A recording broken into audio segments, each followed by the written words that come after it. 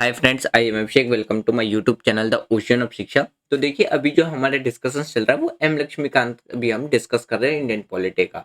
आज हमारा चैप्टर 50 रहेगा जिसमें हम अटॉर्नी जनरल ऑफ इंडिया के बारे में डिस्कस करेंगे, जिसे हम हिंदी में भारत के महा न्यायवादी जो टॉपिक है उस पर डिस्कस करेंगे। देखिए, इस चैप्टर में हम क्या क्या डिस्कस करेंगे।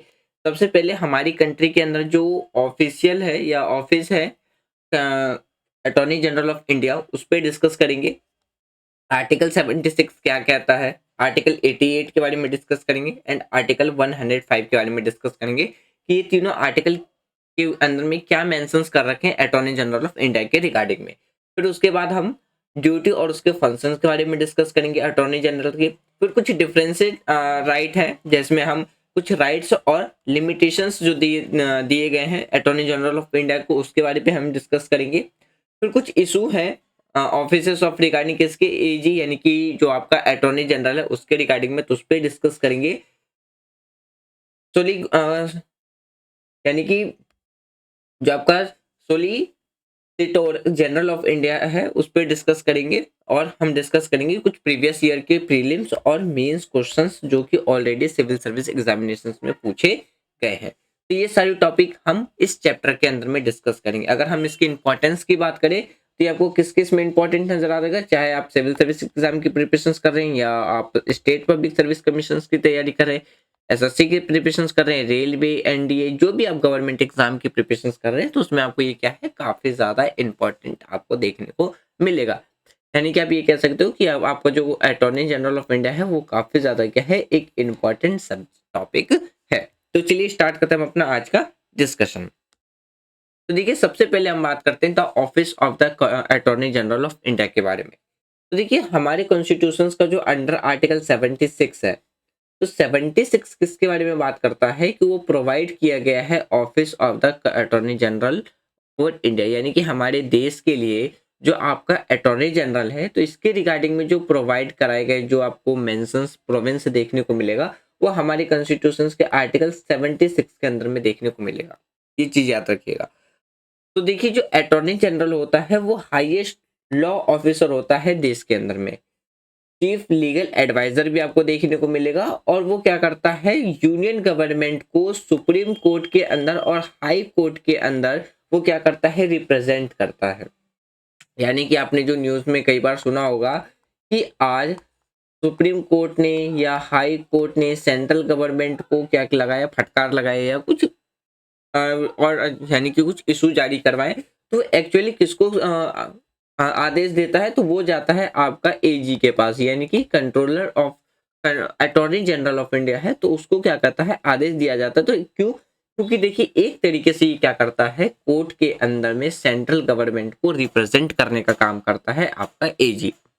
तो इसी तरीके से क्या है, तो इसलिए आपको कहा जाता है, इसलिए आप कह सकते हो कि जो अटॉर्नी जनरल होता है वो क्या होता है, एक हाईएस्ट लॉ ऑफिसर होता है, जो कि क्या करता है, सुप्रीम कोर्ट के अंदर और हाई कोर्ट के अंदर क्या करता है, यूनियन गवर्नमेंट यानी कि आपका जो सेंट्रल गवर्नमेंट है उसको रिप्रेजेंट करने का काम करता है, रिप्रेजेंट करने का काम करता है। आपको यही चीज आपको नीचे हिंदी में भी मिल जाएगा, तो आप ऐसे भी समझ सकते हैं कि वह देश का जो सर्वोच्च कानून अधिकारी होता है, भारत की जो मुख्य कानूनी सलाहकार के रूप में भी वो क्या करता है, काम करता है, क्योंकि वो क्या करता है, एडवाइस देने का काम करता है। अटॉर्नी जनरल के बारे में बात करते हैं, तो वो सुप्रीम कोर्ट और हाई कोर्ट में क्या करता है कि जो गवर्नमेंट है, यूनियन गवर्नमेंट है, उसको क्या करता है, रिप्रेजेंट करने का काम करता है। अब देखिए, बात करते हैं किसके बारे में, जो मेजर प्रोविंस है रिगार्डिंग जो अपॉइंटमेंट की टर्म एंड रिमूवल के रिगार्डिंग में। तो देखिए, आर्टिकल 76 क्या कहता है। अगर हम आर्टिकल 76 के बारे में बात करते हैं, तो देखिए, जो अटॉर्नी जनरल है उसको अपॉइंट करने के लिए जो क्वालिफिकेशंस होनी चाहिए वो ये होनी चाहिए कि वो सुप्रीम कोर्ट के जज बनने के लिए क्या हो, एलिजिबल हो, यानी कि उसकी जो योग्यता हो, यानी कि जो क्वालिफिकेशन हो, वो क्या होनी चाहिए कि सुप्रीम कोर्ट के जज के रूप में वो अपॉइंटमेंट किए जा सके। तो ये उसकी क्वालिफिकेशन होनी चाहिए। फिर देखिए, एडवाइस देता है वो गवर्नमेंट ऑफ इंडिया, यानी कि सेंट्रल गवर्नमेंट को वो क्या है, किसी भी लीगल मैटर पे वो क्या कर सकता है, एडवाइस दे सकता है। फिर आपको क्या देखने को मिलेगा, right to audience in all courts का अधिकार देखने को मिलेगा। अब देखिए, इसका मतलब क्या है, अगर आप समझो तो जो आर्टिकल 76 है, आर्टिकल 76 में ये कहा गया है कि वो अपने कर्तव्य के पालन के लिए अटॉर्नी जनरल को भारत के सभी न्यायालयों में सुनवाई करने का अधिकार आपको देखने को मिल जाएगा। The attorney general shall hold office during the pleasure of the president, यानी कि देखिए हमारे कॉन्स्टिट्यूशंस के अंदर में अटॉर्नी जनरल का जो कार्यकाल है उसके रिगार्डिंग में कोई भी प्रोविंस आपको देखने को नहीं मिलेगा। उसमें ये बात की गई कि जब तक वो क्या है अपने पोस्ट पे कब तक बना रहेगा, यानी कि राष्ट्रपति की मर्जी तक, या आप ये कह सकते हो कि प्रेसिडेंट के प्लेजर, राष्ट्रपति की इच्छा तक क्या है वो अपने ऑफिस में क्या रख सकता है, होल्ड कर सकता है अपने ऑफिस को, अपने ऑफिस में काम वो कर सकता है। तो यही चीज आपको यहाँ पे क्या है हिंदी में देखने को मिलेगा, यानी कि वो राष्ट्रपति की मर्जी तक क्या है अपने पद पर बने रह सकता है।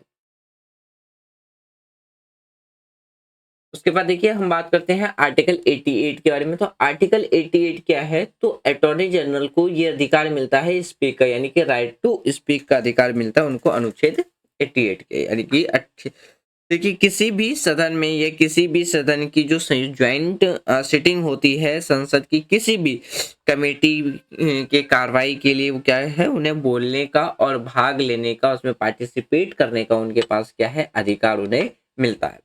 आर्टिकल 125 में क्या है उनके पावर्स, विशेष अधिकार यानी कि जो प्रिविलेज है, इम्यूनिटीज है अटॉर्नी जनरल के रिगार्डिंग में आपको देखने को मिल जाएगा। तो ये 3 आर्टिकल आप याद रखिएगा।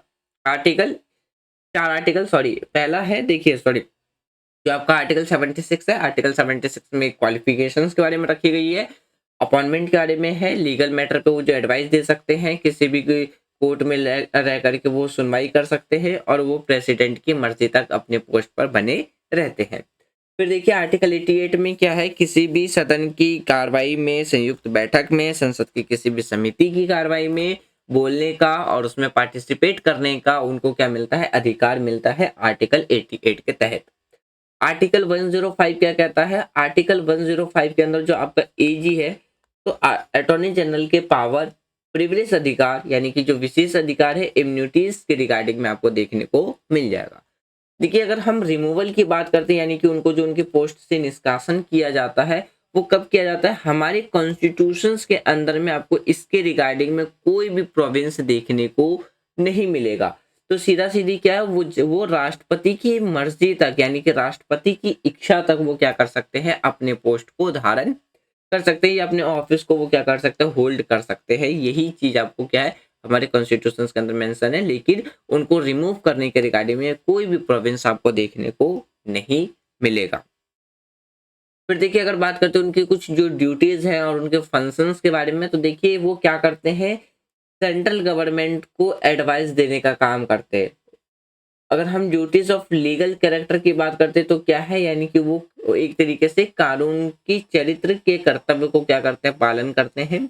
और फंक्शन की बात करते हैं तो संविधान के द्वारा उन्हें यानी कि संविधान के द्वारा उसे जो भी प्रदत्त कार्य मिले गए हैं उसको वो क्या करते हैं करते हैं। इसका मतलब आप ये समझिए कि अगर सबसे पहले advice of the government of India की बात करें तो अटॉर्नी जनरल का जो मेन काम होता है ये ऐसी कानूनी मामलों पर जो भारत सरकार को क्या करते हैं सलाह देते हैं, जो राष्ट्रपति के द्वारा क्या है उन्हें सौंपा जाता है।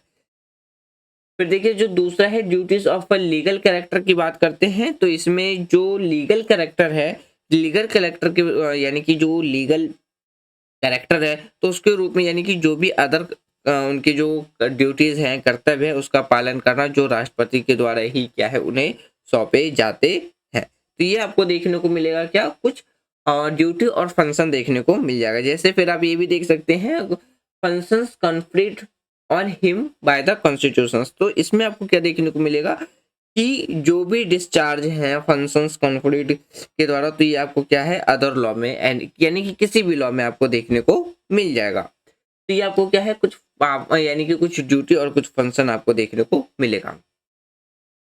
फिर देखिए अगर हम बात करें the president has assigned the following duty of the AG, यानी कि जो अटॉर्नी जनरल है इसका मतलब ये है कि राष्ट्रपति के द्वारा क्या है अटॉर्नी जनरल को कुछ और भी कर्तव्य उनके द्वारा सौंपे गए हैं, जैसे कि to appear on the belief on the of the government of India, यानी कि भारत सरकार की ओर से उन्हें क्या होना उपस्थित होना।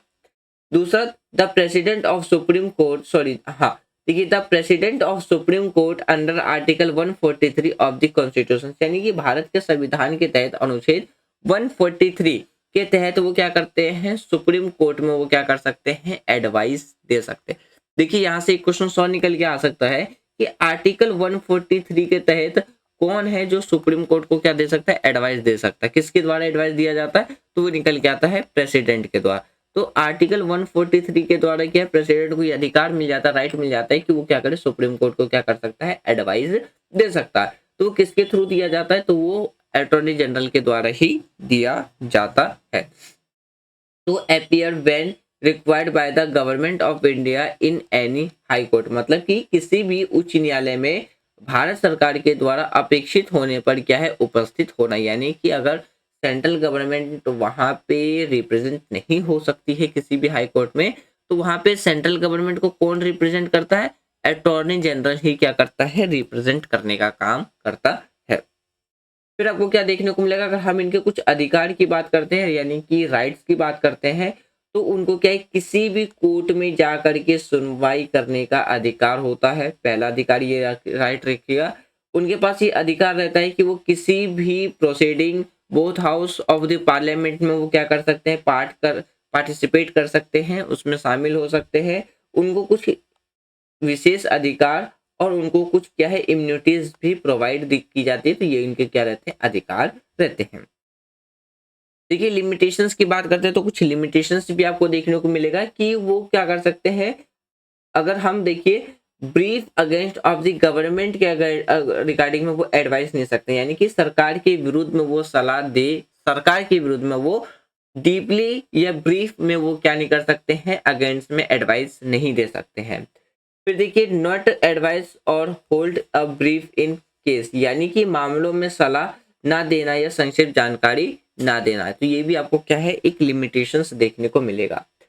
देखिए not defend accused person in criminal prosecutions without the permissions, यानी कि वो सेंट्रल गवर्नमेंट के परमिशंस के बगैर किसी भी पर्सन्स को वो डिफेंस नहीं कर सकते, डिफेंड नहीं कर सकते, नहीं बचा सकते हैं। कोई भी जो कानून यानी कि जो क्रिमिनल प्रोसिक्यूशंस चलेगा तो उसमें वो क्या नहीं कर सकते हैं, उसमें उसको बचाव नहीं कर सकते। तो ये आपको क्या है, लिमिटेशंस देखने को मिल जाएगा। Not accept an appointment in the as a director, वो किसी भी डायरेक्टर के पोस्ट के लिए अपॉइंटमेंट को वो क्या नहीं कर सकते, एक्सेप्ट नहीं कर सकते हैं। वो एडवाइस नहीं कर सकते हैं किसी भी मिनिस्ट्री या किसी भी डिपार्टमेंट को of the government of India. देखिए यहाँ पे मिनिस्ट्री और डिपार्टमेंट की बात कर रहा है, तो जो आपका अटॉर्नी जनरल है वो किसी भी मिनिस्ट्री को और डिपार्टमेंट को एडवाइस नहीं दे सकता। ये सिर्फ क्या है, आपका एक लीगल लॉ ऑर्डर है, यानी कि ये सिर्फ क्या कर सकता है, लीगल मैटर में ही क्या कर सकता है, सेंट्रल गवर्नमेंट को एडवाइस दे सकता है। तो ये कुछ लिमिटेशंस आपको देखने को मिल जाएंगे। देखिए कुछ इशू की बात करते तो जैसे कि consist for criminal contempt case, यानी कि आपराधिक अपमानना मामले के लिए क्या है, सहमति या आनंद सिद्धांत, या यानी कि जिसे आप प्लेजर डॉक्ट्रिन कहते हैं, no bar on private practice. ये कुछ आपको क्या है, इशू देखने को मिलेंगे किसके रिगार्डिंग में, अटॉर्नी जनरल ऑफ इंडिया के रिगार्डिंग में। अब देखिए सबसे पहले हम बात करते हैं किसके बारे में, consist for criminal contempt case के बारे में। देखिए सबसे पहले इसमें आपका क्या, देखिए जो अटॉर्नी जनरल है, अटॉर्नी जनरल के अलावा भारत सरकार के पास जो सोलिसिटर जनरल की एक मिनट सॉरी, हाँ मैं ये बता रहा था, consist for criminal contempt case के बारे में बात करते हैं। तो जो भी आपराधिक मामले होते हैं तो उसके लिए क्या है, सहमति, यानी कि अदालत की जो अपमानना अधिनियम एक्ट है 1971 का के तहत क्या है, जो आपराधिक कार्रवाई के लिए क्या है, जो अटॉर्नी जनरल है की सहमति की पूर्व शर्तों का सत्ता में पार्टी के द्वारा क्या है, दुरुपयोग किया जा सकता है। तो ये आपको क्या देखने को मिलेगा, कुछ इशू आपको देखने को मिलेगा। प्लेजर डॉक्ट्रिन की बात करते हैं तो प्लेजर डॉक्ट्रिन में आपको क्या देखने को मिलेगा, प्रसन्नता या आप कह सकते हो आनंद का सिद्धांत। इसमें क्या है, वो राष्ट्रपति की इच्छा के अनुसार ही क्या है, अपने पोस्ट तक बने रहते हैं, यानी कि जब तक राष्ट्रपति चाहेगा तब तक वो क्या करेंगे, अपने पोस्ट पे बैठे बने रहेंगे। फिर देखिए अगर बात करते हैं no bar on private practice, यानी कि वो अपनी निजी प्रैक्टिस नहीं कर सकते, यानी कि जो अटॉर्नी जनरल है वो कोई भी प्राइवेट जो लीगल प्रैक्टिस है, प्राइवेट प्रैक्टिस है, वो उससे उन्हें वो क्या है प्रतिबंधित, उन पे क्या है प्रतिबंधित नहीं किया गया। वह सरकारी सेवक के रूप में काम करते हैं, यानी कि गवर्नमेंट सर्वेंट के रूप में काम करते हैं, काम करने की श्रेणी में नहीं आता है। इस प्रकार वह हितों के टकराव का मुद्दा भी क्या है उठाया जा सकता है। तो ये इस तरीके से आपको क्या है कुछ 3 ऐसे मुद्दे देखने को मिलेंगे जिसके अंदर क्या है कुछ इशू है। अब देखिए बात करते हैं किसके बारे में, डेलीगेटर जनरल ऑफ इंडिया के बारे में। तो ये आपको क्या है सेकंड हाईएस्ट लीगल ऑफिसर देखने को मिलेगा, do not have the right to practise in Parliament proceeding. यानी कि देखिए वो सेकंड हाईएस्ट लीगल ऑफिसर तो होता है, लेकिन उसके पास ये अधिकार नहीं होता है कि वो पार्लियामेंट के प्रोसीडिंग में वो क्या कर सके, पार्टिसिपेट कर सके। वो क्या करता है, सपोर्ट करता है अटॉर्नी जनरल को। Article 76 does not mentions the solicitor general और एडिशनल सेलिगेटर जनरल्स के बारे में। यानी कि हमारे कॉन्स्टिट्यूशन का जो आर्टिकल 76 है वो क्या है, तो जो आपका सेलिगेटर जनरल है या अतिरिक्त सेलिगेटर जनरल है, इसके रिगार्डिंग में आपको कॉन्स्टिट्यूशन के आर्टिकल 76 में देखने को नहीं मिलेगा। जो लॉ ऑफिसर्स है, इसके जो कंडीशंस ऑफ सर्विसेज रूल्स है वो किस में देखने को मिलेगा, 1987 के रूल्स के अंदर आपको देखने को मिलेगा। तो ये क्या है, या एक लीगल एडवाइस रहता है गवर्नमेंट का। ये जो अपॉइंटमेंट किए जाते हैं वो 3 साल के लिए किए जाते हैं।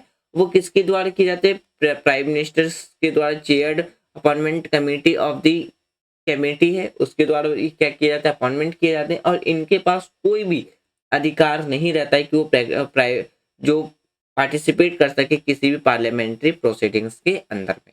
तो ये आपको देखने को मिलेगा सेलिगेटर जनरल्स ऑफ इंडिया के रिगार्डिंग में।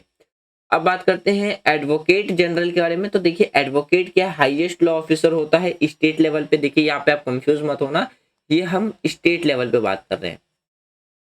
फिर देखिए कॉन्स्टिट्यूशनल प्रोविंस के अंदर बात करते हैं कि अंडर आर्टिकल 165 के अंदर में मेंशन किया गया है, ये गवर्नर की इच्छा के अनुसार तक बने रहते हैं और इनकी जो ड्यूटी है, राइट है, जो उनका विशेष अधिकार है, फंक्शंस और कुछ रिस्पॉन्सिबिलिटी, इनको जो भी देखने को मिलेगा वो किस लेवल पे देखने को मिलेगा, स्टेट लेवल पे देखने को मिलेगा।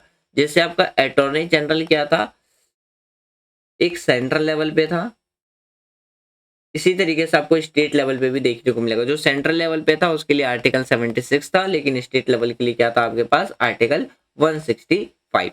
तो ये था हमारा आज का डिस्कशन जिसमें हमने कुछ टॉपिक डिस्कस किए। अब हम बात करते हैं प्रीवियस ईयर में जो इसके रिगार्डिंग में क्वेश्चंस पूछे गए।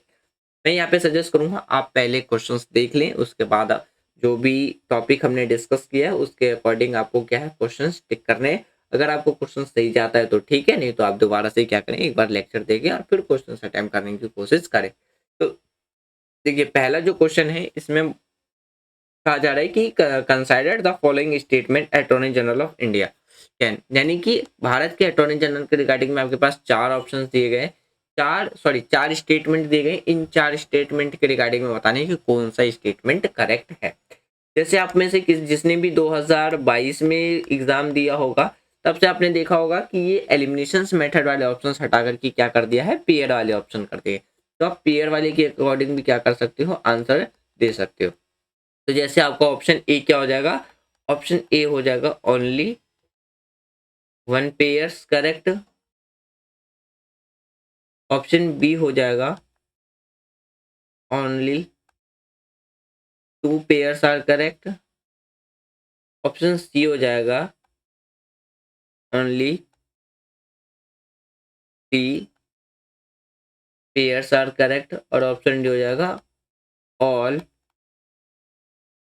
Pairs are correct. अब आपको बताना है इन चारों में से कौन सा है। देखिए पहला स्टेटमेंट कहता है it take part in proceeding of the Lok Sabha, यानी कि वो लोकसभा की प्रोसीडिंग्स में वो क्या कर सकते हैं, पार्टिसिपेट कर सकते हैं। Be a member of a committee of a Lok Sabha, यानी कि वो लोकसभा के मेंबर की कमेटी भी रहते हैं। तीसरा है स्पीकर इन द लोकसभा। और फोर्थ है वोट इन द लोकसभा, वो क्या है लोकसभा में वोट भी दे सकते हैं। तो ऑप्शन है ओनली 1, ऑप्शन बी है 2 एंड 4, ऑप्शन सी है 1 2 3, ऑप्शन डी है 1 एंड 3। अब आपको बताना है कि इनमें से कौन सा स्टेटमेंट करेक्ट है रिगार्डिंग इसके अटॉर्नी जनरल के। तो इसका जो राइट आंसर मिलेगा वो मिलेगा आपको ऑप्शन सी। ऑप्शन सी क्या है, यानी कि सर पहला दूसरा और तीसरा सही है, चौथा गलत है। आज जैसे देखिए चौथा क्यों गलत है, देखिए अगर हम इनकी परफॉर्मेंस की बात करते तो वो ऑफिशियली ड्यूटीज, अगर अटॉर्नी जनरल की बात करें तो उनके पास ये अधिकार रहता है कि वो किसी भी हाउस में या किसी भी कोर्ट में जो टेरिटरी ऑफ इंडिया है उसमें वो क्या कर सकते हैं, ऑडियंस कर सकते हैं, उसमें सुनवाई कर सकते हैं। जो अटॉर्नी जनरल ऑफ इंडिया है उनके पास ये अधिकार रहता है कि वो उनको बोलने का अधिकार रहता है, जब क्या है हाउस के पार्लियामेंट के दोनों हाउसेस में या ज्वाइंट सिटिंग में, या आप कमेटी की किसी भी कमेटी की बात कर ले जो पार्लियामेंट की कमेटी है, या हम बात करते हैं name of members, but without right a vote, इनके पास वोट का अधिकार नहीं रहता। बाकी आपको ये सारे अधिकार देखने को मिल जाएगा, अभी जैसे थोड़ी देर पहले हमने डिस्कस किया था। इनके द्वारा एंजॉय किया जाता है जो भी विशेष अधिकार होते हैं, इम्यूनिटीज होते हैं एज अ मैम, यानी कि जो कि किसके पास, जो कि मेंबर ऑफ पार्लियामेंट के पास जो अवेलेबल रहता है। तो इसलिए आपका जो राइट आंसर देखने को मिलेगा वो मिलेगा आपका ऑप्शन सी। अगर आप पीरियड के अकॉर्डिंग देख लो तो भी आपका ऑप्शन सी क्या है, करेक्ट आंसर नजर आएगा। तो ये सवाल पूछा गया था सिविल सर्विस के प्रीलिम्स में 2013 में। अगला क्वेश्चन है, देखिए अगला जो क्वेश्चन है ये आपसे पूछा गया था 2017 में, या हाँ ये 2017 के ही आसपास आपसे पूछा गया था। तो इसमें देखिए डेलीगेटर जनरल की बात करते तो हाईएस्ट लॉ ऑफिसर्स होते, देखिए यहाँ पे आप अगर देखो तो हमने डिस्कस किया था ये हाईएस्ट तो नहीं होते, सेकंड हाईएस्ट होते हैं, ये चीज हमने डिस्कस किया था। आर्टिकल 76 यहाँ पे भी आपको देखने को मिल जाएगा, तो आर्टिकल 76 इसके रिगार्डिंग में नहीं था, इसके रिगार्डिंग में आपको कौन सा आर्टिकल देखने को मिल जाएगा तो ये आपको बताना है कमेंट बॉक्स में। तो आर्टिकल 76 के अंदर मेंशन है post of delegator general of India के बारे में। अब इन दो स्टेटमेंट में से बताने कि कौन सा स्टेटमेंट आपका करेक्ट है। ऑप्शन ए है ओनली वन, ऑप्शन बी है ओनली टू, ऑप्शन सी है both one and two, option D है नेदर वन एंड टू। तो इसका जो राइट आंसर मिलेगा ना वो मिलेगा आपको ऑप्शन डी, क्योंकि आपको मैंने बता ही दिया कि पहला स्टेटमेंट क्यों गलत है, क्यों, क्योंकि ये हाईएस्ट नहीं है, सेकंड हाईएस्ट है। और ये आपका आर्टिकल यहाँ पे मेंशन क्या कर रखा है, गलत कर रखा है। क्यों, क्योंकि आप यहाँ पे देख लो आर्टिकल 76 तो नहीं होगा। आर्टिकल 76 के अकॉर्डिंग अगर बात करते हैं तो attorney general of India Bharat के लिए क्या हाईएस्ट लॉ ऑफिसर है कंट्री के अंदर में। दूसरा स्टेटमेंट की बात करते हैं, दूसरे स्टेटमेंट में क्या है, वो आर्टिकल आपका 76 नहीं देखने को मिलेगा। ये चीज मैंने आपको क्वेश्चंस में भी बताया था। अगर अटॉर्नी जनरल की बात करते हैं, ये other law officers of government of India देखने को मिलेगा। They are the solicitor general of India and additional solicitor general of India who assist the advocate attorney general in the fulfilment आपको देखने को मिलेगा, जैसे कि आप यहाँ स्टार्टिंग में देख सकते हैं। जैसे कि आप यहाँ पे देखिए तो यहाँ पे क्या मेंशन है, आर्टिकल 76 के अंदर मेंशन नहीं है, लेकिन सिलिगेटर जनरल और एडिशनल सिलिगेटर जनरल की बात करें तो हमारे आर्टिकल 76 में नहीं देखने को मिलेगा। तो इसीलिए क्या है यहाँ पे आपका जो दूसरा स्टेटमेंट था, दूसरा स्टेटमेंट भी क्या हो गया, गलत हो गया। तो आपका जो राइट आंसर मिलेगा वो मिलेगा आपका ऑप्शन डी। देखिए मेंस में भी क्वेश्चन पूछा गया था, ये पूछा गया था 2019 में। एक मिनट,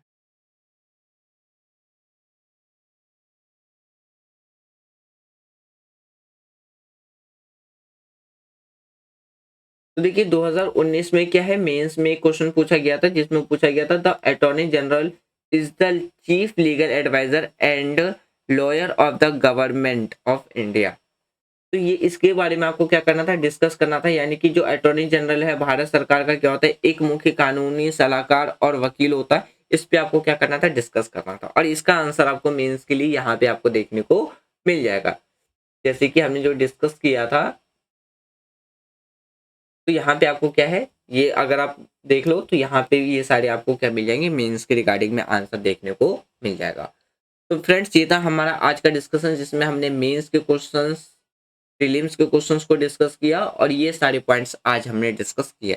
यदि आपको वीडियो पसंद आ रही है तो आप वीडियो को लाइक कर सकते हैं, शेयर कर सकते हैं एंड चैनल को ज़्यादा से ज़्यादा सब्सक्राइब कर सकते हैं। Thanks for watching friends, take care, जय हिंद।